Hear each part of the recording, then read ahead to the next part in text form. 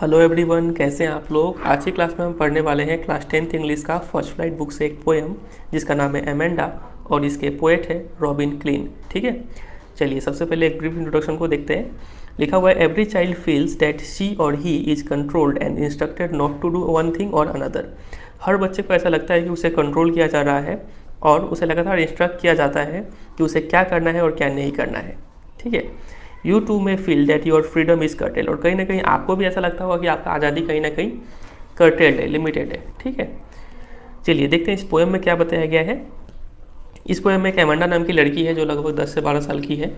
ठीक है, और इस पोएम का जो स्ट्रक्चर है उसमें क्या होता है कि उसकी माँ पहले उसे कुछ बोलती है, कुछ इंस्ट्रक्शन देती है कि तुम ये करो ये मत करो। ठीक है, और उसके बाद ये जो पैरेंथेसिस में लिखा हुआ है, मतलब ब्रैकेट में जो लिखा हुआ है, ये उसके थॉट्स है, एमेंडा के थॉट्स है। वो मन ही मन में क्या सोचती है वो यहाँ पे दिया गया है। फिर उसकी मम्मी कुछ बोलती है, फिर यहाँ पे ब्रैकेट में लिखा हुआ है, मतलब वो एमेंडा कुछ सोचती है अपने मन ही मन में। फिर उसकी मम्मी कुछ बोलती है और फिर एमेंडा कुछ सोचती है। तो ऐसे करके इस पोएम का स्ट्रक्चर है। चलिए स्टार्ट करते हैं इसको समझना। देखिए, don't bite your nails Amanda, don't hunch your shoulders Amanda, stop that slouching and sit up straight Amanda. उसकी मम्मी उसे बोलती है कि एमेंडा अपने नाखून मत चबाओ। Amanda don't hunch your shoulders, hunch मतलब होता है बेंड। ठीक है, और शोल्डर्स का मतलब आपको पता ही है, बोलती है कि अपने कंधे झुका के मत बैठो। ठीक है, स्टॉप दैट स्लाउचिंग, स्लाउचिंग का मतलब होता है सीट इन अ लेजी वे, एक आलसी व्यक्ति की तरह बैठना, कंधे झुकाकर। ठीक है, और शरीर को ढीला छोड़कर, बोले ऐसे मत बैठो। सिट अप स्ट्रेट, सीधा बैठो एमेंडा, ऐसे उसके मम्मी इंस्ट्रक्ट करती है। और इसका इंस्ट्रक्शन सुन के वो इग्नोर करती है और मन ही मन में वो क्या सोचती है, there is a language emerald sea. वो सोचती है कि कहीं ना कहीं एक लैंग्वेज मतलब रिलैक्स्ड, काफ़ी शांत, इमराल्ड मतलब ग्रीन कलर्ड स्टोन होता है, प्रीशियस स्टोन, जिसका इस्तेमाल हम लोग करते हैं अंगूठी बनाने के लिए। तो उसी वैसा ही ग्रीन कलर का एक सी होगा। ठीक है, कहीं ना कहीं एक काफ़ी रिलैक्स ग्रीन कलर का सी होगा। Where the sole inhabitant is me, जहाँ पे सोल मतलब इकलौता, इनहेबिटेंट मतलब निवासी, जहाँ पे इकलौता निवासी सिर्फ मैं होंगी। एमेंडा ऐसा सोच रही है। अ मरमेड ड्रिफ्टिंग ब्लिसफुली, मैं एक मरमेड होंगी। ठीक है, मरमेड मतलब होता है जलपरी, जिसका आधा शरीर मछली का होता है और आधा शरीर लड़की का होता है। ठीक है, मैं एक जलपरी होंगी ड्रिफ्टिंग ब्लिसफुली, और मैं ड्रिफ्टिंग का मतलब होता है मूव स्लोली, मैं उसमें धीरे धीरे मूव कर रही होंगी। और ब्लिसफुली का मतलब हैप्पीली। ठीक है, काफ़ी शांति वहाँ पे महसूस कर रही होंगी मैं, ऐसा वो सोचती है। फिर उसकी मम्मी कुछ बोलती है कि did you finish your homework Amanda, did you tidy your room Amanda, I thought I told you to clean your shoes Amanda. बोलती कि एमेंडा तुमने अपना होमवर्क पूरा किया क्या, तुमने अपना रूम साफ़ किया, मुझे लगता है मैंने तुमने कहा था कि तुमने अपना जूता साफ़ कर लेना, क्या तुमने ऐसा किया। तो इतना सुन के वो काफ़ी इरिटेट हो जाती है और मन ही मन में सोचती है आई एम एन ऑर्फन। अब देखिए वो इतना फ्रस्ट्रेट हो जाती है अपना मम्मी का ये इंस्ट्रक्शन सुन के कि वो सोचती है कि मैं एक अनाथ हूँ। ठीक है, अनाथ मतलब ऐसा बच्चा जिसका माँ बाप ना हो। I am N orphan roaming the street, और मैं रास्ते में रोम कर रही हूँ, मतलब एमलेसली मूव कर रही हूँ। I pattern soft dust with my hushed bare feet, और मैं अपने हुस्ट का मतलब होता है क्वाइट, साइलेंस। ठीक है, बेयर मतलब नंगा, फीट चप्पल नहीं है पैर में। ठीक है, तो मैं अपने पैरों से उस सॉफ्ट डस्ट में क्या कर रही हूँ, पैटर्न बना रही हूँ। द साइलेंस इज़ गोल्डन, और वहाँ का जो साइलेंस है ना, जो खामोशी है, वो सोने की तरह मूल्यवान है। द फ्रीडम इज़ स्वीट, और जो फ्रीडम जो मिला है, जब वो ऑर्फन होने के कारण जो फ्रीडम मिलता है, वो फ्रीडम जो है काफ़ी अच्छा फ्रीडम है, ऐसा वो सोचती है।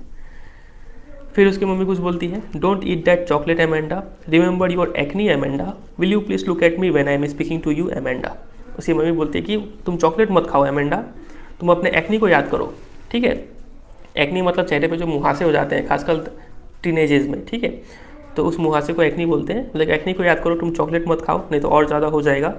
Will you please look at me when I am speaking to you Amanda, और बोलती है कि तुम मेरी तरफ क्यों नहीं देख रही हो, तुम मेरी तरफ देखो जब मैं तुमसे बात कर रही हो तो। ठीक है, तो इतना सुनकर एमेंडा फिर क्या सोचती है, आई एम रपंजल। रपंजल एक स्टोरी है एक लड़की के बारे में जिसके बाल काफ़ी लंबे होते हैं और गोल्डन कलर के होते हैं। ठीक है, होता क्या है कि वो एक टावर में रहती है, मतलब मान लीजिए ये ग्राउंड है और यहाँ पे एक बहुत बड़ा टावर है। ठीक है, तो एक डायन जो है, डायन को विच बोलते हैं। ठीक है, एक विच उस रपंजल नाम की लड़की को किडनैप करके टावर के ऊपर एक घर में रख देती है। ठीक है, और चूंकि उस रपंजल के बाल बहुत लंबे हैं तो उस बाल को यूज़ करके वो जो डायन है, वो डायन उस बिल्डिंग पर चढ़ती है और उतरती है। ठीक है, और ये पूरा स्टोरी में क्या होता है क्या नहीं होता है बहुत बहुत बड़ा हो जाएगा, आप यूट्यूब में सर्च करके इस रपंजल का स्टोरी को सुन लीजिएगा अगर आपको पता नहीं है तो। ठीक है, यहाँ पे सिर्फ आपको इतना समझना है कि रपंजल नाम की एक लड़की है जो जिसके बाल काफ़ी लंबे हैं और उसके बाल को यूज़ करके कोई व्यक्ति उस टावर के ऊपर चढ़ता है और टावर के नीचे आता है। तो वो बोलती है कि आई एम रपंजल, वो सोचती है कि मैं रपंजल हूँ। I have not a care, और मुझे कोई टेंशन नहीं है। Life in a tower is tranquil and rare, और उस टावर में रहने का जो ज़िंदगी होगा ना वो काफ़ी ट्रैंक्विल मतलब काम, मतलब काफ़ी रिलैक्स लाइफ होगा ऊपर में, एंड रेयर और काफ़ी दुर्लभ लाइफ होगा। ऐसा लाइफ किसी को जल्दी नसीब नहीं होता है, मिलता नहीं है, ठीक है। तो ऐसा लाइफ मुझे मिलेगा। I will certainly never let down my bright hair, और वो बोलती है कि मैं तो अपने जो चमकदार जो बाल है उस बाल को कभी नीचे नहीं गिराऊंगी, ताकि उस बाल को चढ़ के कोई ऊपर ना आ पाए। मुझे अकेलापन चाहिए, मुझे शांति चाहिए, ठीक है। वो ऐसा सोचती है। फिर उसकी मम्मी कुछ बोलती है, stop that sulking at once Amanda, you are always so moody Amanda, anyone would think that I nagged at you Amanda. बोलती है कि स्टॉप दैट सल्किंग, सल्किंग का मतलब होता है मुंह फुला के बैठना, टू बी अपसेट, ठीक है। देखिए इतना अपसेट मत रहो, इतना मुंह फुला के मत बैठो। You are always so moody, moody का मतलब होता है बैड टेम्पर्ड, चिड़चिड़ापन, लेकिन तुम इतना चिड़चिड़ापन हमेशा रहती हो। Anyone would think that I nagged at you, कोई भी तुम्हें देखेगा ऐसे मुंह लटका के बैठे हुए तो वो यही सोचेगा कि मैंने तुम्हें नैक किया है। नैक का मतलब होता है स्कोल्ड करना, लगातार उसको डांटते रहना, ठीक है। तो कोई भी तुम्हें देखेगा तो वही सोचेगा कि मैं तुम्हें लगातार डांट रही हूँ, तुम्हें लगातार टोक रही हूँ, तो ऐसा ठीक नहीं है, ठीक है। तुम थोड़ा खुश रहो। तो यहीं पे एक आयरनी बताया गया है कि वो एक तरफ तो उसकी माँ उसको डांट भी रही है और उसको बोल रही है कि तुम ऐसे एक्ट मत करो कि मैं तुम्हें डांट रही हूँ। तो बस यही है फिर ये पोएम। चलिए अब इसमें हम लोग देख लेते हैं कुछ पोएटिक डिवाइसेस और राइमिंग स्कीम को। तो इस पोएम का मेन मैसेज यही है कि एक बच्चे को इतना भी ज़्यादा नहीं डांटना चाहिए कि उसको ऐसा लगे कि वो उसका फ्रीडम कर्टेल हो रहा है, ठीक है। कहीं ना कहीं उसको डांटना भी ज़रूरी है, लेकिन एक लिमिटेड वे में। अभी वो बहुत छोटी है, बहुत छोटी में एक ही बार में हमें बहुत चीज़ नहीं सिखा सकते हैं। वक्त के साथ साथ, उम्र के साथ साथ वो उसको ये सब चीज़ वो खुद ही सीख जाएगी। और ऐसा भी नहीं है, बच्चे को भी ये नहीं सोचना चाहिए कि एकदम फ्रीडम मिल जाए और हम बिगड़ जाए। यहाँ पे जो उसकी माँ एडवाइस दे रही है कि डोंट हंच योर शोल्डर्स, ऐसे कंधे झुका के चलने से आपको पता है आपका स्पाइन में कुछ प्रॉब्लम आ सकता है, ठीक है। नाखून चबाने से इन्फेक्शन हो सकता है। तो कहीं ना कहीं उसकी माँ भी गलत नहीं है, उसको अच्छा एडवाइस दे रही है ताकि वो सोसाइटी में अच्छे से जी पाए और एक अच्छा इंसान बने। लेकिन सब एडवाइस एक ही बार में देना और उसे दिन रात इसमें टोकते रहना कि ऐसे करो वैसे ना करो, ये भी एडवाइजेबल नहीं है, क्योंकि ऐसे बच्चा तो समझेगा नहीं, वो तो और इरिटेट हो जाएगा और ये सबको एज अ नेगेटिव वे में लेना शुरू कर देगा, ठीक है। तो उसे सिखाना है, लेकिन धीरे धीरे वक्त के साथ साथ सिखाना है। तो ये पोएम का मैसेज है। चलिए अब देखते हैं हम लोग राइमिंग स्कीम और पोएटिक डिवाइसेस। तो ये रहा, चलिए पहले राइमिंग स्कीम को देखते हैं। राइमिंग स्कीम कैसे किया जाता है आपको पता ही है। स्टार्टिंग करते हैं एमेंडा से। एमेंडा एक नया साउंड है, इसके लिए ए दे दीजिए। अब जहाँ भी एमेंडा जैसा साउंड मिलेगा वहाँ पे हम लोग ए देंगे, ठीक है।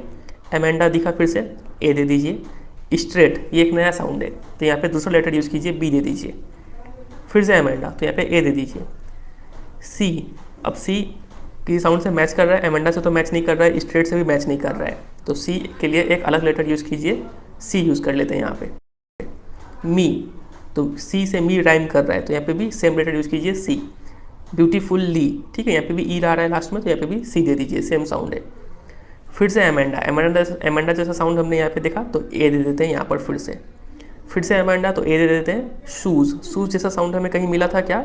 एमेंडा में नहीं मिला, स्ट्रेट में नहीं मिला, सी में नहीं मिला। शूज़ एक नया साउंड है, तो एक नया लेटर दीजिए यहाँ पे, डी। फिर से एमेंडा मिला, तो ए दे देते हैं। अब है यहाँ पे स्ट्रीट, स्ट्रीट जैसा साउंड हमें देखने को मिला था क्या? स्ट्रेट में नहीं मिला, सी में नहीं मिला, एमेंडा में नहीं मिला, शूज़ में नहीं मिला, तो स्ट्रीट भी एक नया साउंड है, तो नया लेटर दीजिए यहाँ पे ई। फीट, फीट में भी हो गया ई और स्वीट में भी ई, क्योंकि ये सेम साउंड है। एमेंडा आ गया फिर से, तो ए दे देते हैं। एमेंडा में फिर से ए। यू, यू जैसा साउंड कहीं दिखा था क्या?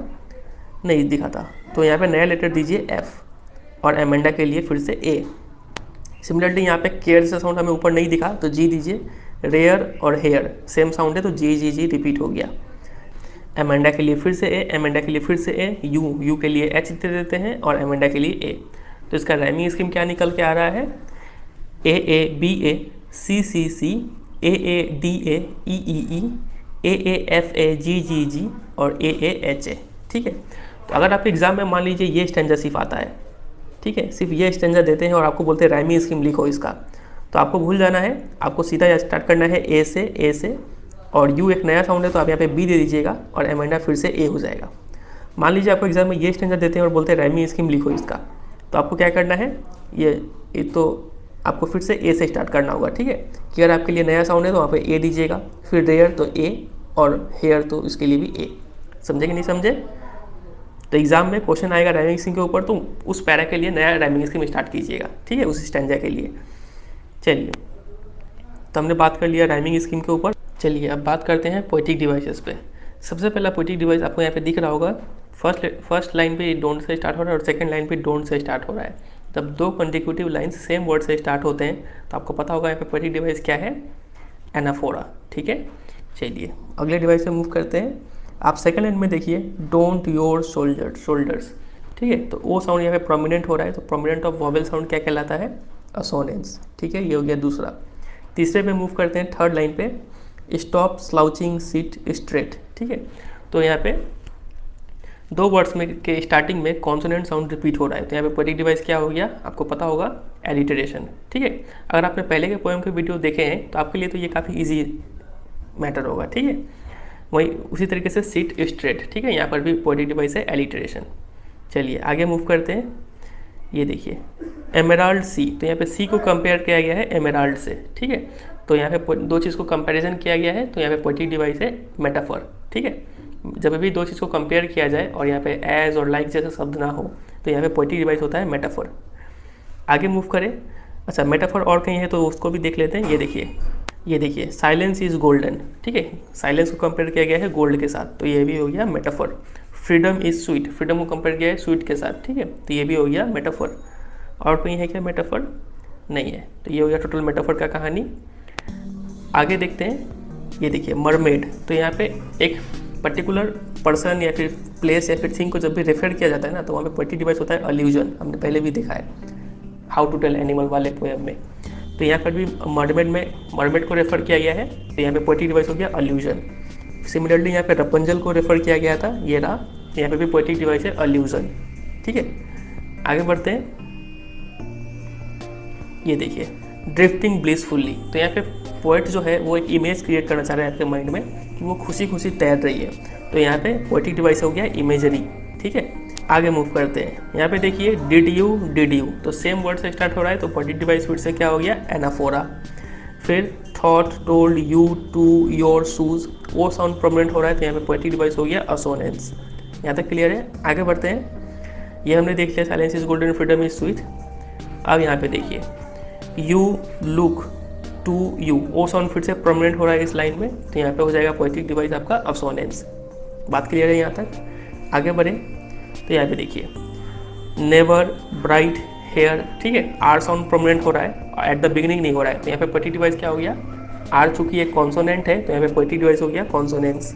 समझ में आ रहा है? और लास्ट पोएटिक डिवाइस होगा आपका यहाँ पे स्टॉप सल्किंग, तो S sound at the beginning repeat हो रहा है, कॉन्सोनेंट साउंड, तो यहाँ पे हो गया एलिटरेशन, ठीक है। और सभी स्टैंजर्स में, लगभग सभी स्टैंजर्स में एक चीज़ रिपीट हो रहा है। आप यहाँ पे देखिए Amanda, Amanda, Amanda, Amanda word ज़्यादा ही रिपीट हो रहा है, इम्फेसिस देने के लिए पोएट ये यूज़ करते हैं, तो यहाँ पे पोएटिक डिवाइस हो गया रिपीटेशन। सिमिलरली इस स्टैंजा में भी एमेंडा 3 बार रिपीट हुआ है, तो यहाँ पे पोएटिक डिवाइस हो गया रिपीटेशन। इस स्टैंजा में भी एमेंडा का हो गया रिपीटेशन, और लास्ट स्टैंजा में भी एमेंडा का हो गया रिपीटेशन। समझ में आया? और तो कुछ है नहीं यहाँ पे, बस इतना ही है।